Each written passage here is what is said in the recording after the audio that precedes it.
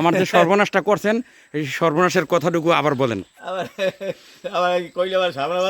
না কোনো ঝামেলা বাঁচবে না, আবার বলেন। ঝামেলা তো যা বাঁধানোর বাধাই দিয়েছেন অলরেডি।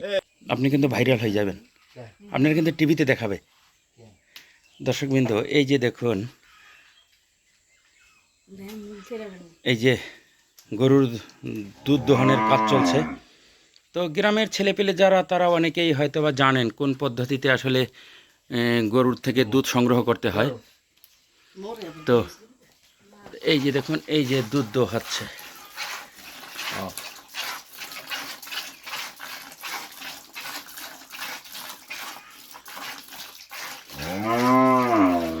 তো এই গরু এগুলোকে কোনো কৃত্রিম কোনো খাবার খাওয়ায় না। কৃত্রিম বলতে যেগুলো দেখা গেছে ম্যানমেড যে সমস্ত ফিড, এগুলো আসলে এদেরকে কোনো কিছুই খাওয়ায় না।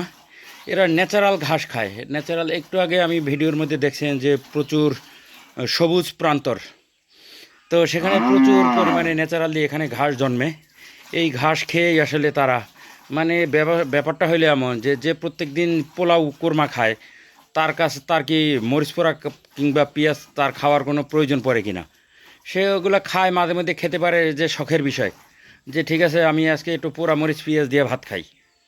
তো এ সমস্ত গরুর ক্ষেত্রে ব্যাপারটা এমন। আর শহরের যে সমস্ত গরু, তারা দেখা গেছে যে ওই যে ম্যানমেড আর্টিফিশিয়াল যে সমস্ত খাবার রয়েছে, এগুলো খেতে খেতে আসলে তাদের জীবনটা অস্থির।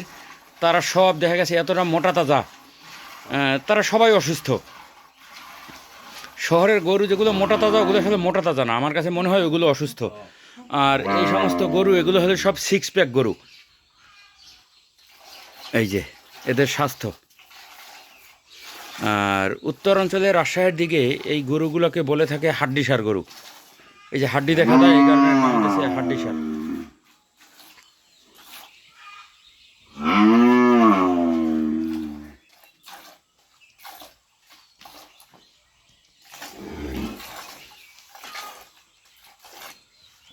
বাচ্চা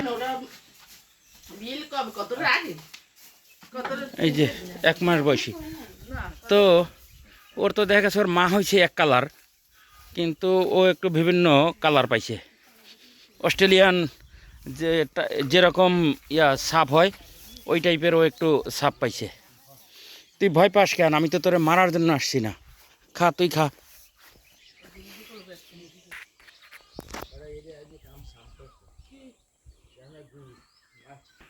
তো দর্শক, এই যে দেখুন, গুঁতো দিবে আমার? না, দিবে না। গরু ভদ্র আছে। এই একটু আগে একটা গরুর দুধ দোয়াইছে, এখন আবার এইটা। ও তো দেখা গেছে মানে দড়ি একদম গোবর দিয়ে একদম মাখাই ফেলছে। তো দর্শক, যে কথা বলছিলাম, যে গ্রামে যারাই গরু পালন করে, গরু মহিষ যারা পালন করে, প্রত্যেকের বাড়িতেই এরকম এটাকে কুড়ার কুট বলে।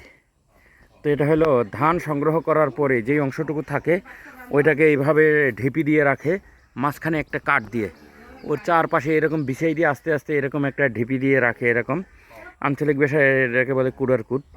তো বৃষ্টির দিনে তখন তো আসলে চারিদিকে কোনো ফাঁকা জায়গা থাকে না, সব ফসলি জমিন তখন আসলে সব ফসল দ্বারা, যেহেতু ফসল উৎপাদন করার জন্য সমস্ত জায়গাগুলো তখন চাষের আওতায় চলে এসে, তখন আসলে তখন এদের যে খাবারের যে সংকট হয়, তখন এই সমস্ত খাবার দিয়েই আসলে তখন তাদের খাবার চাহিদা মেটানো হয়।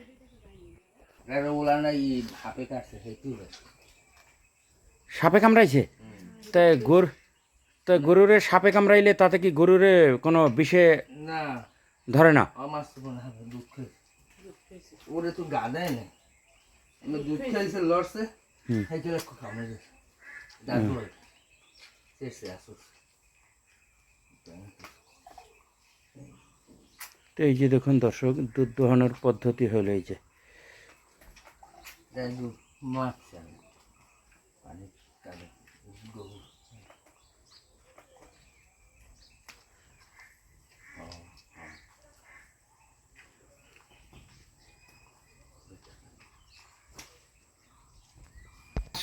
মাছবোনা সাপে কি দুধ খায়? সবাই যে পায় সেই খায়। দুধ খায় নাকি ওই যে কি জাতি সাপ আর হইলো যে কি জানি দাঁড়াই সাপ, দাঁড়াই সাপে নাকি খুব দুধ খায়। সবাই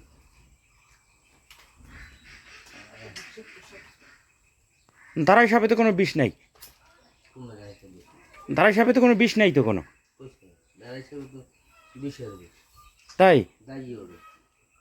মাছ তো করে নাই, মাছ তো কোনো মাছ দিয়ে জল করে হয় একটু বিষ নেই। আপনাদের এদিকে ওই যে কি জানি বলে ওই যে কি সাবধানি বের হয়েছিল রাসেল ভাইপার, রাসেল সাপ পাইছে আপনাদের দিকে? না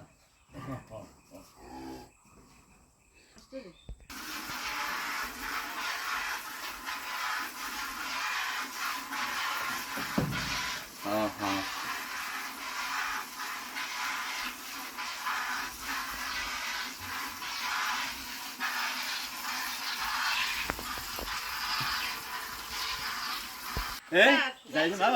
জি আসসালামু আলাইকুম। জি জি বলেন, একটু আবার বলেন, আমার যে সর্বনাশটা করছেন এই সর্বনাশের কথাটুকু আবার বলেন।